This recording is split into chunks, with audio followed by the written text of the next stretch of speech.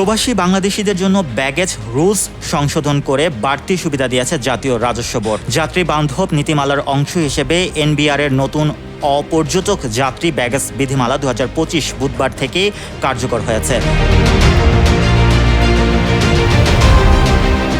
তবে যাত্রীরা যেন অপব্যবহার করতে না পারেন সেজন্য কিছু শর্ত জুড়ে দেওয়া হয়েছে। খন থেকে সাধারণ যাত্রীরা শুল্ক পরিশোধ না করেই প্রতি বছর একটি করে নতুন মোবাইল ফোন আনতে পারবেন। তবে জনশক্তি কর্মসংস্থান ও প্রশিক্ষণ ব্যুরোর কার্ডধারী এবং কমপক্ষে 6 মাস বিদেশে অবস্থানকারী প্রবাসীরা শুল্কমুক্ত সুবিধায় বছরে 2টি নতুন মোবাইল ফোন আনতে পারবেন।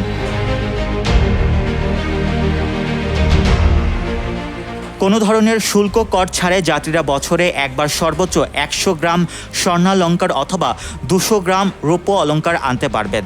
প্রতি 5,000 টাকা শুল্ক কর পরিশোধ সাপেক্ষে বছরে একবার সর্বোচ্চ 10 তোলা ওজনের একটি স্বর্ণবার আনার অনুমতি দেওয়া হয়েছে। Mohammad Rasel, news 21 news desk.